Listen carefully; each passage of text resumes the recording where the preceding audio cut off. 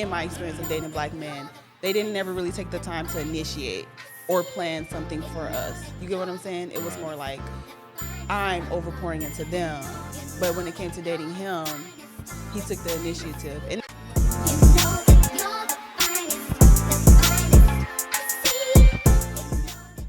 Welcome to another episode of Let's Talk Roots. I'm your host, KD. Today, we have a special guest. She's a content creator, a mother, man, all types of jack of all trades. Welcome, Sheena. How you doing? I'm well. Thank you for having me. I'm so excited to be here. Yeah. I know you was on the Let's Eat Plants. Now we on Let's Talk Roots. Ooh, the switch up. Yeah. So now we finna get to it. So let's get straight to it. So from your personal experience, what are the real difference between dating a black man and dating a white man? Okay, great question. Because I've only dated one white guy, I'm only going to talk about, my experience from that because I pretty much dated black men for my whole dating life. But one difference that I've noticed is that with black men, we share more of a trauma bond when it comes to like struggle and them not being as emotionally vulnerable. And with my experience with a white guy, of course, it was slightly different. I was more into it for the curiosity of it, just to see how it was. It wasn't something that I really resonated with because there was still a level of me that I felt like wasn't understood dating a white guy versus dating a black man. And also, I had like just slight fears of probably meeting his great grandmother or something, and she might be racist. Oh, weird. Like just experiencing family that's not his mother, his father, his sisters, whatever, immediate family. And also not being completely open to my blackness as I would with a black man. Like, sometimes I want to say nigga. And then you feel like, okay. And I'm like holding some parts of myself back. So I did it more in a way of like being open to it. Is it a preference for me? No. It's what I felt connected to momentarily and who I felt chosen by. So how long that relationship with you and that white guy? It wasn't long. It was for a few months. For a few months? Yeah, it was for a few months. So out of those few months then, like, what you have learned of dating just him in particular compared to dating somebody that you may had in the past? Honestly, I don't even think it was because he was white that it was such a different dating experience. It was a very healing experience. I believe because of who he was as a person and how spiritually connected we were, that it was a good experience, but I'm not going to say, it was a good experience because he was white. It was just like he was someone I connected to in that moment, and he's so happily to be white. You know what I'm saying? But I guess if I would have to point out a cultural thing, he was a lot more attentive when it came to planning. I feel like maybe, in my experience, I don't think this is really like everyone, but in my experience of dating black men, they didn't ever really take the time to initiate or plan something for us. You get what I'm saying? It was more like I'm overpouring into them. But when it came to dating him, he took the initiative. And that's not a black or white thing. I'm going back against my word, but No. It's your experience. Yeah, that was what I noticed that was kind of different. So you feel like when you were talking to him, you kind of feel like he could probably handle you better when you like in your vulnerable state than the previous black guy you might have dated?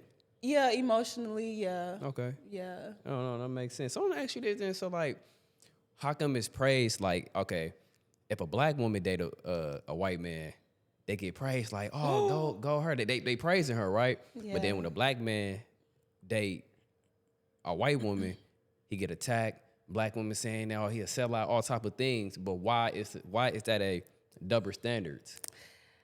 I feel like that's very opinionated. I have not. That was not my experience. When I dated a white guy, it wasn't praised. It was definitely looked down upon. Oh, It really? was bashed culturally, yes. And I feel like it's actually more praised with black men who date white women because Really? yes. I mean, people. Let's bring up the freaking normal things that's happening around as far as like NBA players dating white women or like black men who are in higher fields of money dating white women. Like in that sense, it's been more praised. Okay. You get what I'm saying? So like when it comes to black women dating white men, my experience of what I've seen or heard, I have not heard that being praised at all. Oh, It feels like it's been looked more down upon from my experience. really? Like I'm surprised you said that actually. Hell I've no, because never like heard that. when I see on social media, I see women praising, like, yeah, you go, girl. Get the bag. Yeah, of course the women doing it. Yeah. They praise him, but then when a man be like, you know what, I want to date when a man is dating a white woman, then they get like, oh, he said, why he don't love his own kind and why he gotta go, just they get negative Yeah. criticism. So Let me ask you this then. But yeah. do you understand why a man date outside his race? Like he might prefer a white woman than a black woman. You ever thought about why? No, I feel like there's a lot of different reasons to why that could be the case. Okay. I've spoke with men who stated they prefer white women before a black woman, and there are all different types of reasons why. And that was a good point that you said, like, oh, when women see a black man date a white woman, they're like looking down upon it. Or when men see a black woman date a white man, they're looking down upon it. I feel like it's more like like through genders. I Yeah. don't think like it's overly looked down upon, but But you was finna ask me a question. Go ahead. I forgot the question. All right. Well, if you remember, just interrupt me. Yeah. But I feel like reason why a black man would date outside his race because he feel like a lot of black women are very masculine. You know what I'm saying? They feel like they're masculine. They feel like it come with a lot of. I'm not saying this, so this was conversation I have with my friends, but they feel like they come with a lot of issues. Like I know a guy who's dating a white woman, and I asked him like, "What's the difference in him dating a white woman, and a black woman?" He was like, "They don't got no daddy issues." You know what I'm saying? I'm not agreeing with that, but that's what he said. So how do you respond back to that when you hear stuff like that? Honestly, I feel like it depends on experience. That could be true. Ancestrally, through generations, black women has dealt with a lot of trauma, Yeah. and they're holding on to a lot of things that they're still dealing with that they haven't let go. So when you are dating a black woman, she dealt with a lot more pain and endurance than a white woman. You know what Yeah. I'm saying? Generationally. So coming to that now, they may be more softer to you. They may be more lenient. They've lived pretty much a softer life than a black woman.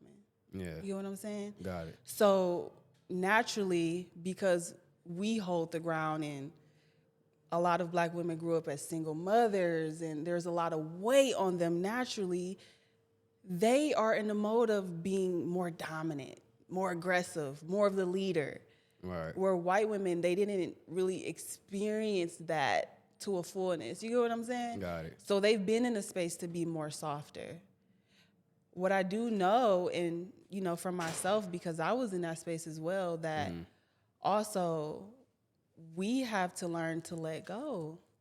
What you mean? Like you talking about black women let go? Black women, let go yeah. of like they past trauma and stuff like that. We have to surrender to ourselves as a woman. Okay. Like overall as a woman, because naturally in a healthy state, women are a lot more nurturing. They're a lot more soft. They're a lot more welcoming.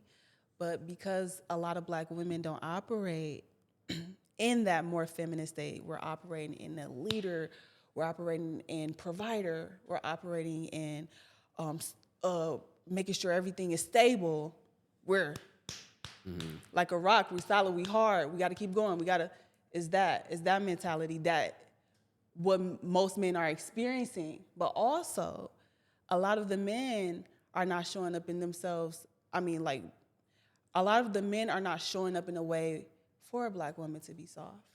I see what you're saying. That makes You know sense. what I'm saying? So now we don't even have the space Yeah. to even let all that armor off and be gentle and be soft. All right.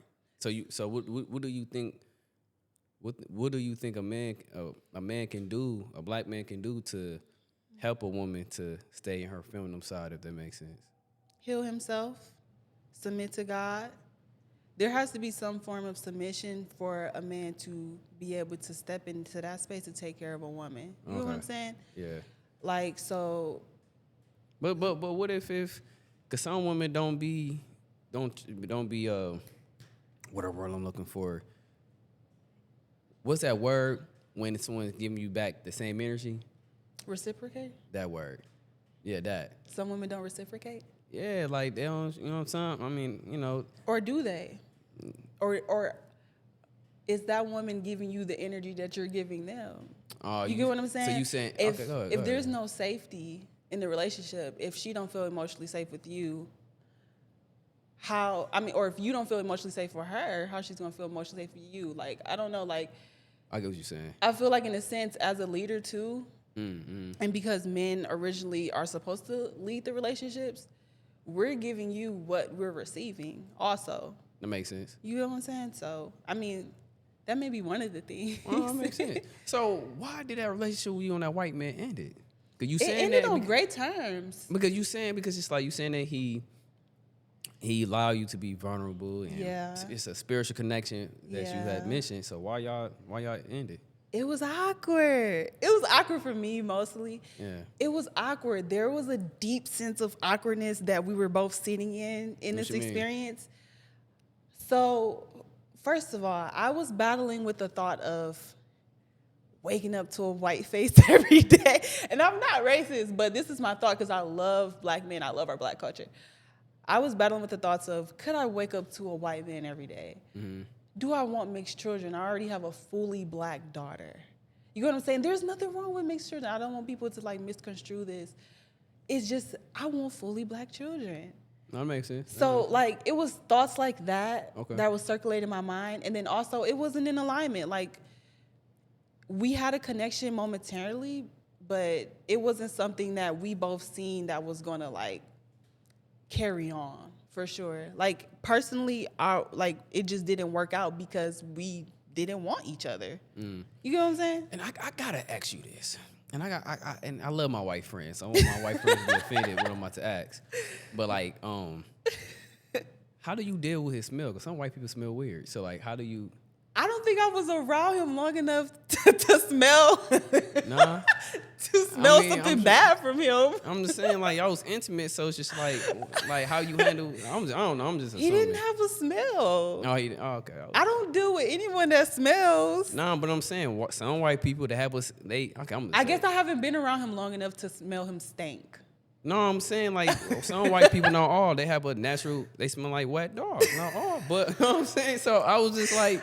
I have white friends too. I haven't experienced that. You ain't never? Okay. Well, okay, I'm lying. Like maybe around people I've worked with, or like I was like, okay, there's a smell oozing from your body that just doesn't seem healthy. But no, I don't think we dealt with each other long enough for me to even experience if he had a certain type of smell. You know, and most of the time we were going out places and.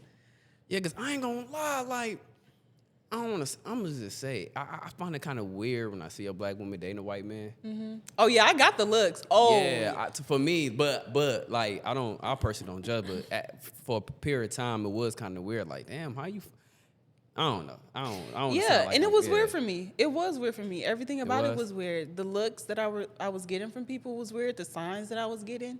Yeah. I have not experienced so many interracial experiences in my life when I was actually dating a white guy. Yeah, but I don't think like that now. But when I was younger, I want to make a disclaimer. When I was younger, I used to think that a lot. Like that shit was kind of like weird to me. But now I'm older. I don't give a fuck. But yeah, I mean, love is love. So like, who you feel aligned with, who you feel safe with and connected with, right? Go for that. So before we even pivot, if you were being brutally honest, what do black men need to hear that they usually don't listen to?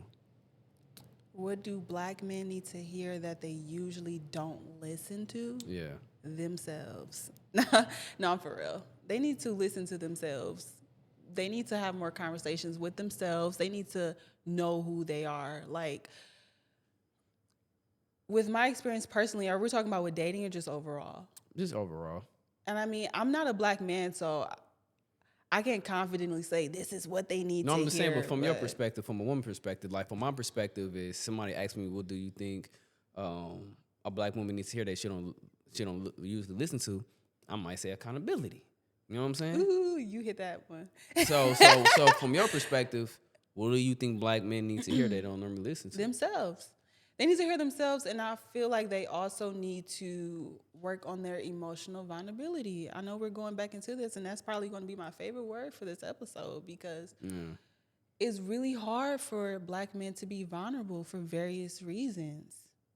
And it may be hard for them to hear that it's okay to be soft. It's okay to let your guard down sometime. Aggressiveness does not equal masculinity. Yeah. You know? I agree with that. So, like, those are the three things that I feel like that they should really hear. No, I agree with that. I think a lot of men, and I was like that too, like, they does mistaken masculinity of being, like, too aggressive. Yeah, you gotta be like and that. Angry and, like, short-tempered and... Yeah, I think from my opinion, I think men just have to do a lot of healing and get themselves spiritually right. When you get yourself spiritually right with God, and it'll able to help you to lead a woman. Because a lot of men have intuitive energy too. They think women are the only ones who work with this intuition thing. No, like, men have it too. It's probably not as strong as women, but listen to yourselves more. Honor yourself. Figure out what you need. Relax. Yeah. Sometimes. Yeah. No, for sure. Yeah. And to switch topics, so you have an altar, right? I do have an altar. So you have an altar of feeding the dead people. And some people believe that's like demonic. What is your response to that? So your question was, what is my response to people who say feeding the dead people is demonic? Yeah, so like, how does that, So I occasionally place food on my altar. It's not a thing I do on a consistent basis. I like to, but my response to that is, just because your heartbeat stopped doesn't mean I'm going to stop loving you. Right. And when I say that, it's because my altar, when I look at my altar, I don't look at people who died. I look at people who lived and carved and opened up the path for me to be exactly who I am right now. I'm not looking at dead people. These people are living exactly through me. Makes sense. And they're existing through me. And I honor them. The same people that got pictures of Jesus in their house, right. who's no longer living. Is that honoring the dead? Or you are so focused on the enlightenment and the love that Jesus brought you that he's still living, and he's living enough through you. Yeah. That's how it feels when I'm honoring my lineage. Makes sense. And the people on my altar. Because some people believe it's demonic because they say, okay, well, the Bible don't know. Not the Bible don't know. The Bible speaks about the dead knows nothing. So it's just like for you to, others feel like for you to leave food out, how like, you know what I'm saying? So some people have a negative a point of view. Me personally, I think it's a red flag. That's just me. Dealing with a woman who has an altar. That's just me. Who has an altar? Hell yeah. Well, but they some freaks though. But I personally can't deal with no woman. Well, a lot of that has to deal with colonial, what's the word I'm looking for? Colonial, just like confusion, I would say, and like religion trauma. Like a lot of people are fearful of what they don't know about. If you have not like actually took time to study these things and like research them, and then you have everything to say about it, but you really don't know about it, I feel like that's speaking out of ignorance. Also, I forgot actually what you just asked, but I didn't ask. I was just basing my opinion, like basically, like I would frown up on that, seeing that with a woman. I'm like, what the fuck? But I don't really have the knowledge of it, so that's why I'm willing to be educated. You know what I'm saying? So basically, like I said, like yeah, that shit kind of like demonic. Like, you know what I'm saying? That's just my opinion, but I'm always open to be corrected. Yeah, and this is the thing. Two things could be true at the same time. Right. There is a balance to everything, and I do believe that there's a good and bad to everything. So in some experiences, you can be honoring your ancestors and be doing demonic work. Yes, that's true. And there's also a light of it where you can be honoring them and it's complete light, love, and freedom. And it's not really the practice that's demonic, it's the person being in charge of the practice. So if, for my experience too, growing up as a Christian, Yeah. I've blamed Christianity being so bad because of the people that was teaching me Christianity. It wasn't Christianity that was bad. It was the people that was teaching me about Christianity who wasn't living a healthy lifestyle. Got it. You know what I'm saying? Who had ill intentions, who was doing it for money. You know, all these pastors that people talk about that's just in it for the money type of thing. So it's like, depending on who's in charge of the altar, depending on who's in charge of the church, depending on who's in charge of your life, what are their intentions? Because there's always going to be destruction under somebody who has ill intentions. So if somebody is an evil person and they have an altar and they're honoring in this way, it's going to be evil energy outside of that. If someone is of light, who honors God, who does see the enlightenment and the connection between all things, including Jesus, Christianity, religions, Buddha, Krishna, it's only going to come light and love outside of that. I see. So- So how often does it, like, when you feed your altar, like, how does that work? Like, how do you know if they hungry? And how do you know, like, when to feed them and shit? Like, you know what I'm saying? I'm just curious. You funny. You real funny. Hey, like I told you, I have not dived too deep into like how it looks and how you're supposed to feed your altar. These are things I do intuitively. I've always listened to my spirit because I might walk past and be like, I'm gonna put a plate on my altar. Like, it's not something I like do on a repetitive mode like every day.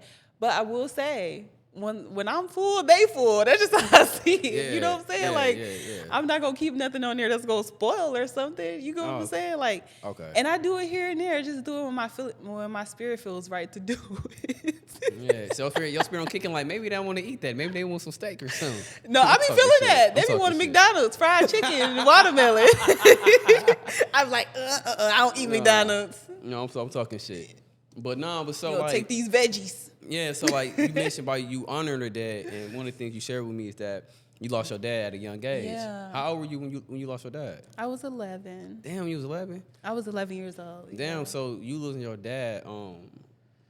How did that impact you as a child? Ooh, it still impacted me. How did it impact me as a child? It still impacted me. I'm actually, thank you for asking that question. I'm actually in a season where I'm learning a lot about my father and how he impacted the lives around us. And I'm so grateful that I'm still able to experience him through the stories of people. Right. How has that impacted me? The lack of masculine presence in my life is like deep. All my uncles passed away. Okay. My grandpa's passed away.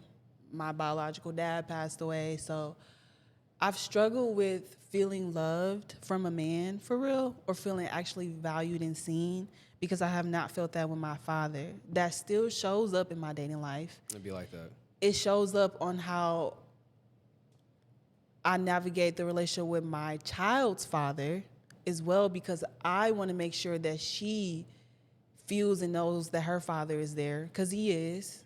You know what I'm saying? Like, he's a great father. And it still hurts me to this day. I wish I was able to experience him at this age and really talk to him about what he went through in his life and why he was the way he was. And I also see a lot of him living through me, which I'm really grateful for. Everybody talked about how much he was a jokester and he played too much and he was just that guy to be around. He's the life of the party. Yeah. And I wish I was able to experience that. You feel comfortable sharing how he died?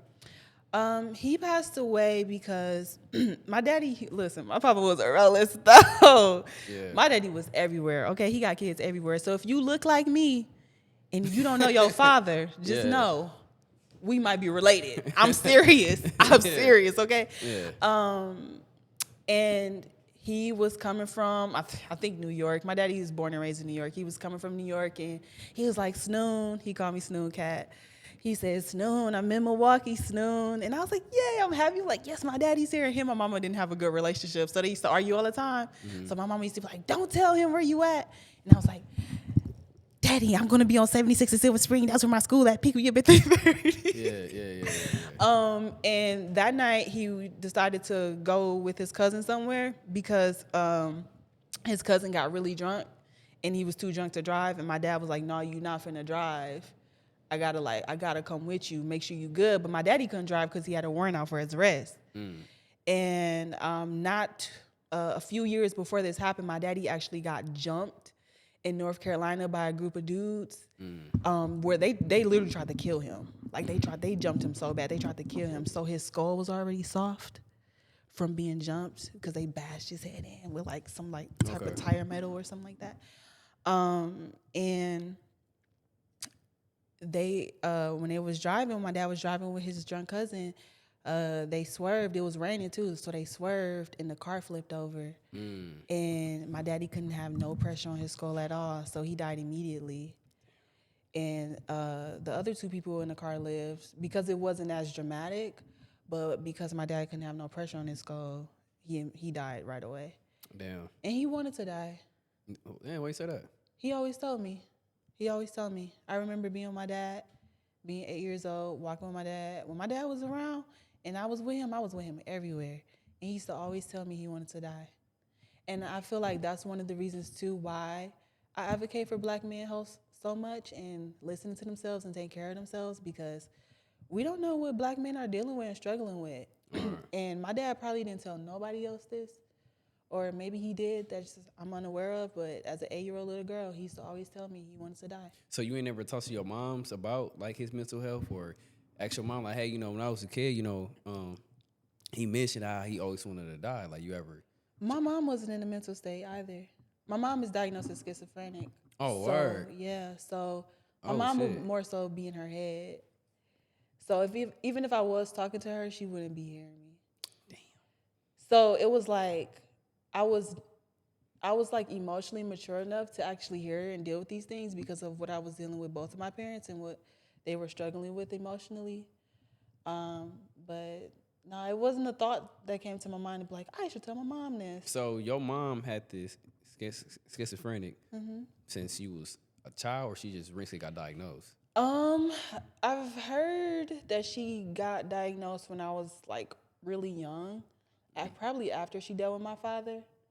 Cause things, certain things trigger it, and my dad was out here, okay? So he did probably broke her heart or something, and it triggered. But my mom is also, my mom only has the same bloodline in her. My mom was a child of rape, so she only has her bloodline in her. She doesn't have no outside bloodline. So I've heard, I don't know if this is true or not. Hold on. You said she got raped. She was like raped by. She was a child by rape. So my grandma got raped.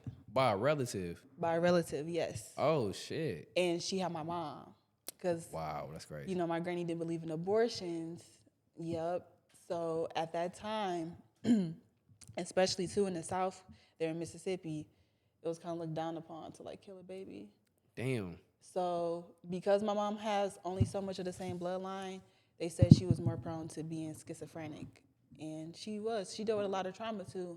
Makes sense. Life, so makes sense. Yeah, because I can't, losing my dad. I lost my dad like almost 2 years. So I be having my moments like, damn, I wish she was still here with me. I can ask him some questions. Yeah. But I thank God that I got certain people around me that I can talk to help me to navigate through certain situations.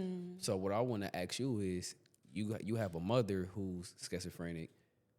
Who's the people that you was able to talk to help you to navigate through life problems and things like that? As a child, I really didn't have anyone. I don't think my family knew how to respond to these. I honestly, if I had questions, I really didn't even bother to ask. I don't think I ever felt like safe enough to do so. And I don't even think my family would have been able to answer them in a way that really would have helped me in a healthy way, because they deal with a lot of their traumas through coping through drugs and alcohol and things and other things. So, but as I became older, you know, I sought out third party help. You know, I have great friends. I have a great support system. So just asking them through their experience of losing their parents, because I have a couple friends that lost their mothers. Okay. So asking them how did they navigate through that, and then also getting a therapist, getting a life coach, That's good. somebody who, you know, is a lot more knowledgeable on those things and Okay. help, you know, guide me into a safer space of like what I'm journeying through, what I'm experiencing when it comes to Right. like losing my father and the questions that I have about that. Yeah, yeah, Yeah. no, dang, yeah, I can. Yeah, no, you strong, because I only can imagine how my life would be if I lost my dad at that young age. You know what I'm saying? Because like, shit, when I was 11, I remember me being rebellious and acting out on certain stuff. So my dad was in my ear to correct my behavior and tell me what to do and not to do. So I know if I didn't have him, I only can imagine how my life would be. So for you to go through that and becoming the person you are now says a lot about your character and your Wow. faith and your Thank you. spirituality, stuff like that. So, Thank you. a couple more questions before we even wrap it up. So, like, you don't mind sharing when you not having that father figure in your life, right? And you said you finding love in the wrong places. You don't mind me asking, like, what places that you was finding love at that you was trying to receive? I hope my question makes sense. Yeah, it makes sense. It was only through men. It became a bad hobby. Okay. Because growing up, I wasn't even taught. I wasn't taught to not love a man. Like it's one of the normal things in my family. Even if a man is toxic, even if he's abusing you, even if he doesn't love you, at least there's a man around. He's coming back home. So that's what I was taught from the women in my family. And then not being taught nothing by a man, it was just all I knew. And of course, let's wave the sex flag in there. If you give them sex, they're gonna honor you. They're gonna love you more. And it was like no one never told me the realness of it. It was always sugar coated, and that's what I actually like hate the most. Okay. Like, if they would have just told me, like, hey, you know, they actually pretty good at telling you they love you to get what they want. They're actually pretty good at manipulating you. Yeah, yeah. Versus, like, oh, they just want one thing. Don't listen to them. Mm-hmm. But I'm seeing something else totally different in my household. Oh, I see what you're saying. That put me in a space to overgive, to feel seen, because I've never really felt seen by a man.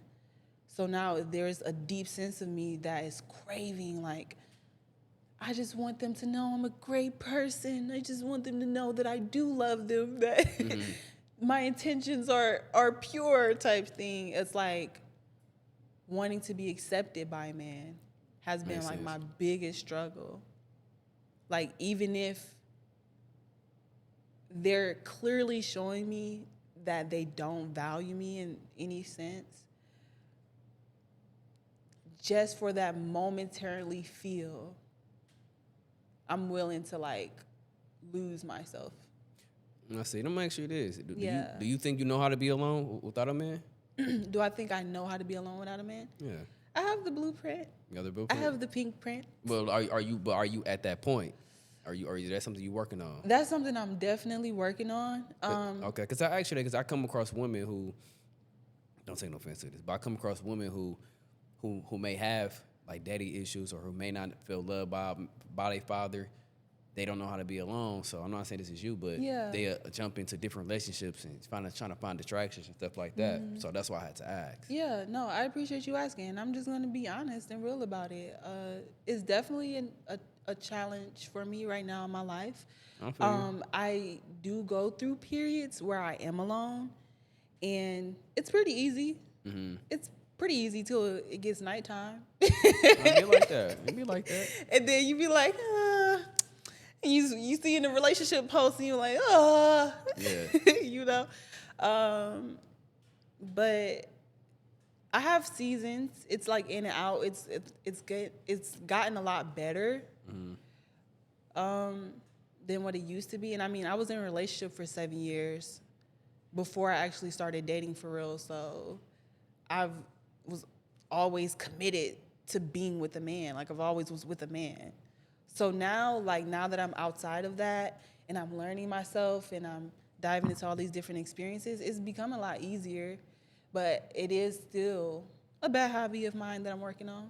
Yeah, I mean, I think every human, I ain't gonna say every, but some people going through that. Myself, like, it was a time period where I didn't know how to be alone. Like, I had to talk to a woman. I gotta have a woman that I can FaceTime at night. I gotta have a woman that I can text. But like That part. yeah. So, but when I stopped having that mentality, it helped me to look at myself and what I need to work on. That's real. Yeah. And you just actually made something click for me personally, honestly. I don't think I've ever had it where like I never was at least not talking to a guy. Because even if I wasn't dating or being sexually involved with a guy, I still knew I had somebody to text. That's what I'm saying. I still knew I had somebody like FaceTime here and there. But I don't think I've ever taken the time to be like no interaction at all with a man. Yeah, I think you should. I don't think I've had that. Yeah, try it. It's not bad. Sometimes I have my moments where like, damn, I do want to text like now. Because it helped me to really. I did a lot of shadow work. It helped me to really look at myself, what I need to work on as a man, because I know what I want in my life. I want to get married. I want to have children. Yeah. And one of the things I know as a man that I have to be a better leader. So how can I be a better leader? And there's some things I have to work on myself. Wow. So that's why I said, like, you just eliminate all distractions. Like, shit, you might, you know what I'm saying, have a moments of, like, breaking down that time because you start, you know what I'm saying? Yeah. Yeah, because I was like, damn, it was some shit, like, yeah, it was some work. And that's something I've been doing for the past few months, especially with my father passing, to accept his death. And, rest in peace to your father. Yeah, for sure, appreciate it. And, like, showing forgiveness to other people that I feel have done wrong to me. So, yeah. Wow, that's real good. Yeah. But now I'm back on the miles now. I'm all good now. Shit. But yeah. But it was a period of time that I had to look at myself in the mirror. So, yeah, I'm starting to realize, and I had this click for me about 2 days ago, that it's actually God that I need to place in the center. Yeah, for sure. Rather than a man. And it's crazy because I usually do, place God in the center, or I redirect myself back to God, but having it be like a consistency in that and a devotion in that is what I really need to work on. Yeah. And it's just one step at a time. Like, I got me a study Bible. I think I told you I got baptized. You know what I'm saying? I still, I'm not gonna lie, I still every once in a while commit a couple sins, fornicate. I'm gonna be real. But shit, it's a process. But at the end of the day, it's one step at a time. You know what I'm saying? And you ain't gotta overthink it. You know what I'm saying? And then the more you do that, it's gonna help you and give you clarity of your situation. And then you being a mother, it can give you clarity on how to move with things and teach your daughter. And give her the right answers that make sense. The more you do it, yeah. Cause especially like when my responses with people, like I don't match that energy when they be pissing me off. You know what I'm saying? So, yeah. You will see. Once you experience, you gonna see. And I want to ask you this too, like when you one of the things that you with your altar, right? Mm-hmm. Do you feel connected with your father? Yes, entirely. Okay. Yeah, I don't want this to sound weird, but I don't really care. No, I say I can hear them, like, not literally. It's an intuitive thing. It's just like the same sense of like you can hear God, but do you really hear a voice? You know what I'm saying? Like, do you really hear a voice when you hear God? I don't know. It's like it's real soft. Like an inner voice. Like I don't know. That's my conscious or intuitively. Like I can sense. I'm so sensitive to energy, and when I do look at my altar and I light my candles and things like that, I can sense my dad. I can sense him. I can feel him. Okay. So, like, that's been one of the reasons, too, why I've been diving deeper into getting to know him. Because I realized, wow, I didn't even really know my father like that. For my birthday, I went to New York for the first time. Oh, okay. And that's where he was born and raised. So I got to actually experience my dad and where he grew up through going to the city that he was born and raised in. Yeah. So it's just different things intuitively that I've been doing to get to know my father more, even though he's dead. Right, right. He's still living to me. Energy just never dies to For me. sure, for sure. It just transforms. Yeah, no, well, do what, what I'm saying, you have to do to find healing. But just from my own experience, God is the way to help you heal, because it help you to find clarity of like your situation. Because it been helping me. And that's the I'm thing not as too, bitter as I normally was. that I don't feel like people really connect, that honoring your altar in a sense is also honoring God. Like God is in what I'm doing. It's not separated. It's the same thing. Let me use my words. It's not separated, but it's one of the things that I do to honor the Most High. These are people who came before me. Right. These are people who God also crafted, who I honor, who I appreciate. The hips that cracked open for me to be here. Just because they're not in the same living breath as me in this realm does not mean that they're dead. They're very much alive. Yeah, yeah, I can dig that. So this is my last question. So I know you said some parts in your life you still healing, right? But the parts that you did heal in your life, what was the proper steps you have to take for you to get to that healing point? There's never enough healing. There's always more healing to go. Okay. But what I would say is the proper steps that I took to heal myself Yeah. is isolation. Isolation. Okay. You know, taking time to know who I am, the things Yeah. I like to do, date myself, do some self-care, do things that make me feel good, build my relationship with God in the ways that I feel that resonate with me, which one of those things is having an altar. And these are all things that I'm learning about myself. These are not things that I was taught. I've been doing these things intuitively. I didn't get an altar because it was like, oh, I see someone else have an altar, let me have one. No, I actually built it. Then I realized, oh, people call this an altar. Honoring God, your personal relationship with God and how that looks like for you. Being honest with yourself. Gotta stop lying to yourself. All right. You can't be honest with other people if you still lying to yourself. Like, there's no way that can happen. You have to really start telling yourself the truth. Another thing, and things that I still do right now to continuously heal, is I record myself. Okay. Whether it's recording through a journal, actually recording on my phone, recording a voice memo, I record myself. Yeah. Then I'm able to track my progress. I have journals that from 2022, from 2021 that I was writing about leaving my child's father. Oh shit. And I look back at it like, we made it. Right, we here. Right. It's like important to see your growth, like, because now you go back a few months, even a few months ahead. I mean, a few months before, I'm like, whoa.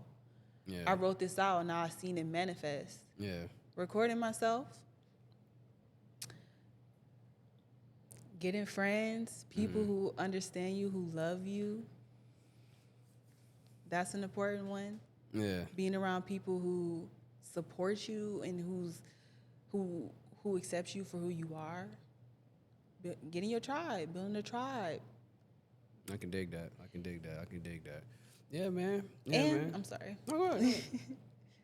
I know I said taking care of yourself in some form of self-care, but really like being intentional on what you're consuming, like what you're reading, what you're watching, what you're listening to. Yeah. Staying away from gossip, negative energy like things. And breathing. Moving your body, feeling your body. Like, that can look like exercising, that can look like dancing, that can look like stretching. But moving your body and expressing yourself through some form of art. Make music, paint, draw, cut up your clothes, set something on fire. Oh, you crazy. Scream in your car. Yeah. That all looks like healing to me. You feel me? Yeah, that's very interesting. Very interesting. It's interesting. No, this is no my judgment. normal life. Hey, don't judge me. I scream in my car from time to time. Imagine somebody walking past like the fuck going on with in that car. Especially if it's summer, I'm letting the window down. Yeah, that shit crazy. But shit, you know, that's all the questions I got. Yes. I appreciate, you know what I'm saying, you taking the time out, you know, and good luck on your journey and whatever I can do to help. Thank you so much for having me here. I Yeah, appreciate yeah, it. yeah, Let's talk appreciate it. roots, baby. Oh yeah, we here. You know that you're